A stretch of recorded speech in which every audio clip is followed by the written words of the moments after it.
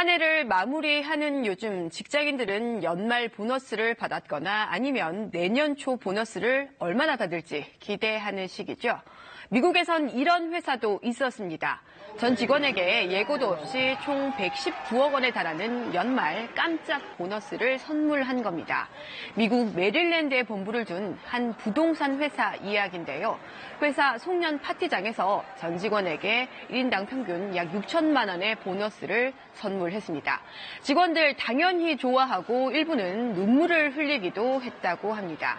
자, 그런데 이런 분위기가 지금 우리나라 대기업에는 통하지 않는 것 같습니다. 일부 대기업들이 불황을 이유로 줄줄이 보너스 지급을 대폭 줄이거나 아예 주지 않는 곳도 있기 때문입니다. 먼저 정유업계입니다.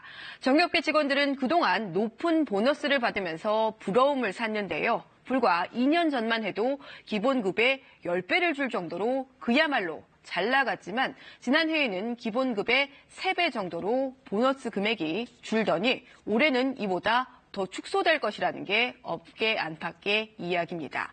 자, 그렇다고 해도 보너스 구경도 못 해보는 직장인들에겐 참 부러운 이야기지만 그동안 정유업계의 보너스 금액을 생각해 볼 때 직원들로부터 볼멘 소리가 나오는 건 어쩔 수 없는 일이겠죠.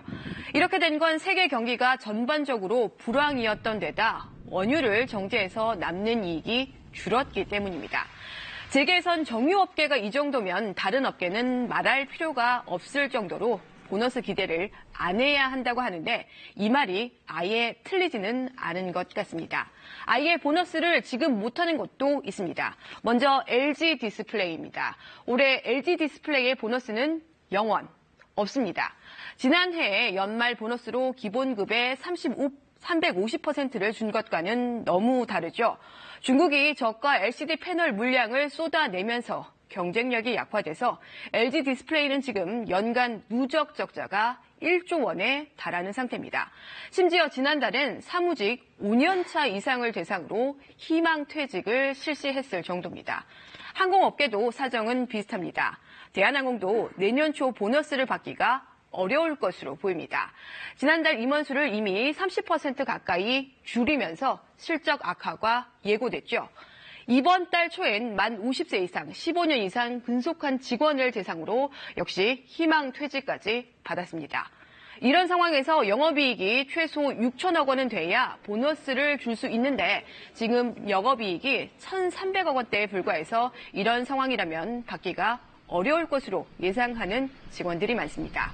국내 항공업계는 저비용 항공사에 외국 항공사들까지 가세하면서 경쟁이 치열해진 반면 일본 노선 등은 축소가 되면서 실적 악화를 겪고 있습니다. 자, 사정이 이렇다 보니까 이런 결과도 나옵니다. 한 취업 포털 사이트가 지난 16일에 직장인 814명을 대상으로 조사를 해보니까 보너스를 받는다는 직장인은 36%, 그러니까 3명 중 1명에 그쳤습니다. 기업들 그만큼 사정이 녹록지 않다는 건데 이렇다 보니 이런 기업도 나왔습니다. 쌍용 자동차 이야기입니다. 직원들 동의를 받아야 하는 절차가 아직 남아있긴 하지만요. 노사는 회사가 어렵다며 보너스를 반납하기로 일단 합의했습니다. 회사의 판매 실적이 부진한 상황 속에 노사가 함께 고통을 분담해야 한다는 차원에서 통큰 결단을 이루어낸 겁니다. 쌍용차는 지난 9월도 직원 복지 중단을 합의한 적이 있습니다. 또 깎고 없애고 또 반납까지 하고 기업들 이래저래 썰렁하고 또 뒤숭숭한 새밑을 보내고 있습니다. 친절한 뉴스였습니다.